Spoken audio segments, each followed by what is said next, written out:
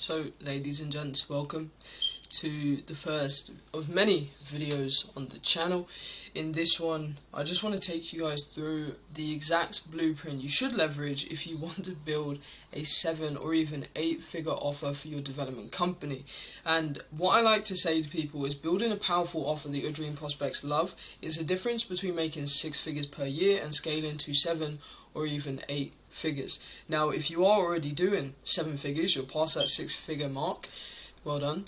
But there is still a long way to go for you in terms of growth. And what is really going to separate you from your competitors and position you far differently to everybody else and a complete one-of-one within the market is by building out an offer the way that I'm going to show you in this video. Now, before I actually dive into the contents of the video itself, let me just go through who I am very quickly. So, my name is Femi. I'm the founder of HybridGrowth.io, a growth agency that partners with development companies to help them increase their revenue by up to 250k per month within a 12-month time frame without having them rely on referrals or existing demand or even going into burning capital on advertisements, all while helping them build their enterprise value, increase their client lifetime value, and also build their recurring revenue so they have more predictable and sustainable growth long term, helping them regain control of that overall growth and that bottom line.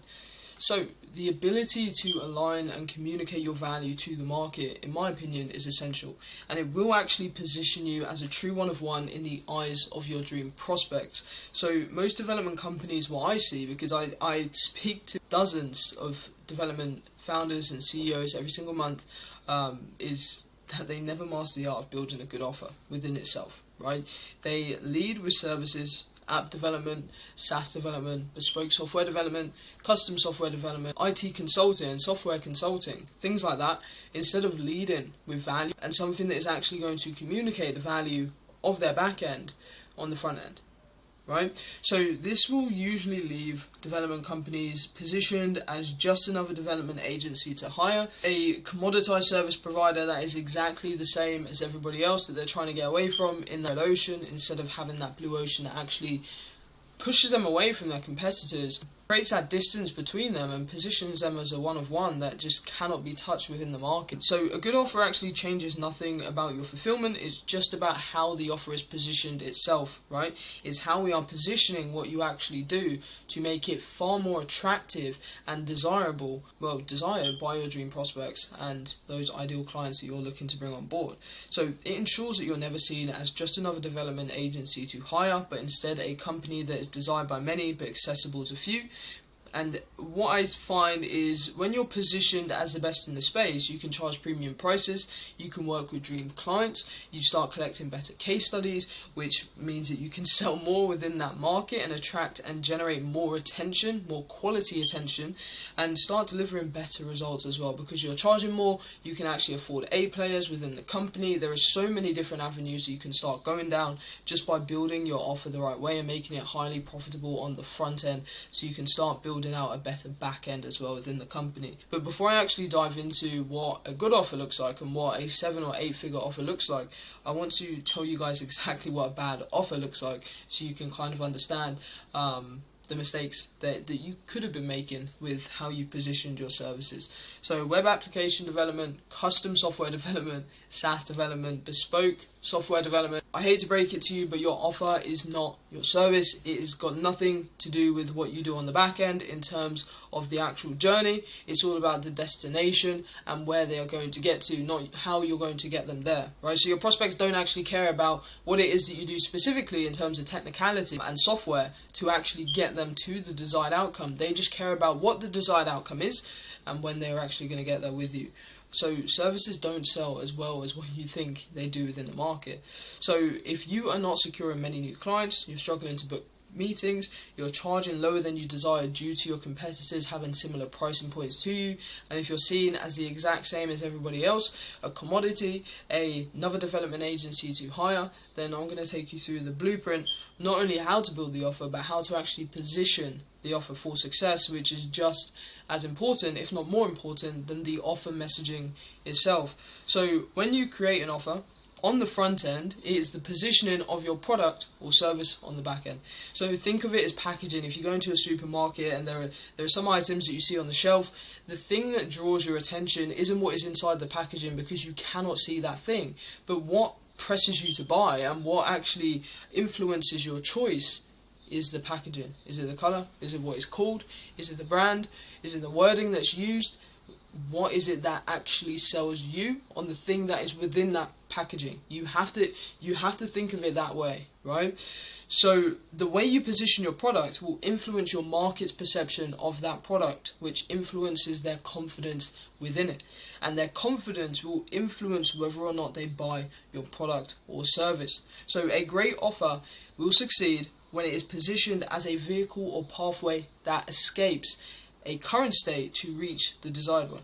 So a great offer actually succeeds when it is positioned as a vehicle or pathway for your dream prospects to escape a current state and reach the desired one. So this is all about the transformation. This is about the destination that you're going to get them to. It's got nothing to do with the journey itself and what you're going to do to get them there, right? Yes, how you get your clients there matters. When we get technical and when we have to build a unique logical pathway and a unique mechanism to take them from point A to point B, but to generate their attention and to actually create curiosity within them, we have to position it and package it the right way first. That is what it's all about, right? To actually sell an offer to begin with. So a great offer sells easily when it's positioned so uniquely that it forces the market to perceive it as different and better than competitors.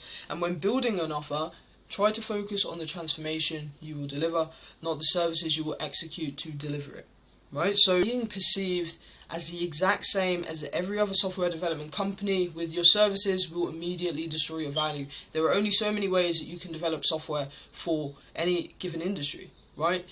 You are all similar on the back end, but on the front end, that is the difference between making 6 figures per year or 7 or 8 figures per year, right?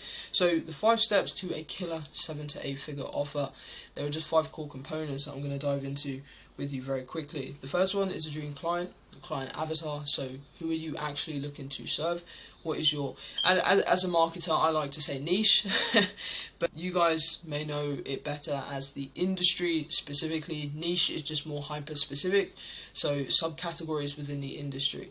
And then the desired outcome is the transformation. That destination, as I said, the time frame is how long it will take for you to get them from point A to point B.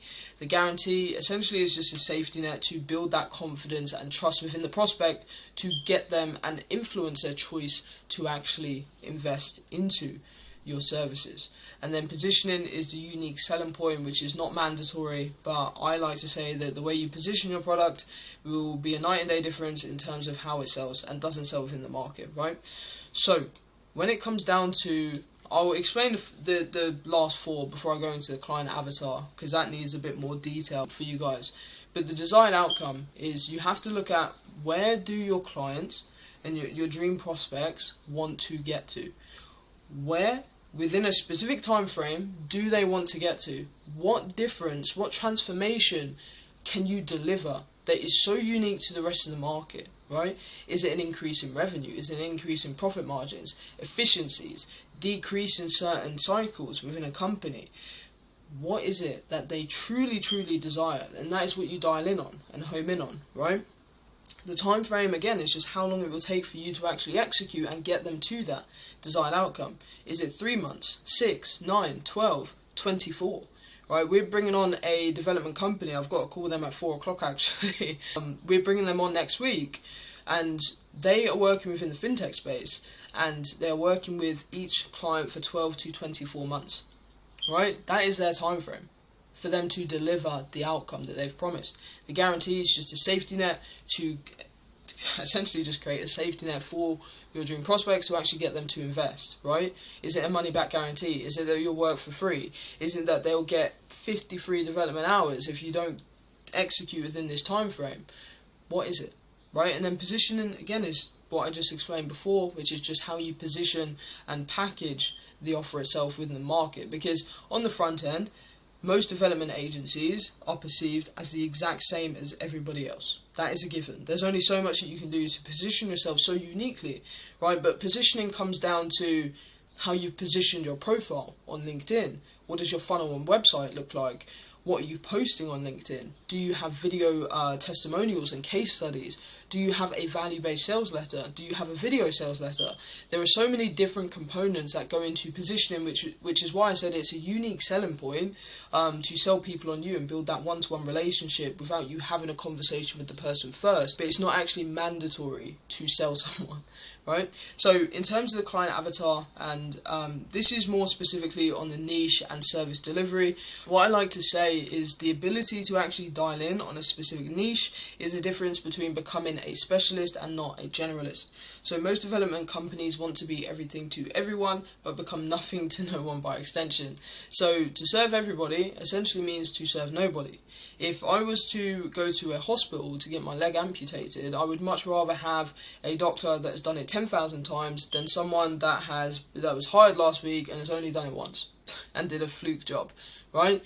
You have to think, would you go to a generalist, right, someone with little to no experience within that specific industry to solve your specific problems, pains, and get you to your specific desired outcome, right? Or would you work with a specialist that can do all of those things within a set time period, and there is a guarantee that they can get you there, right?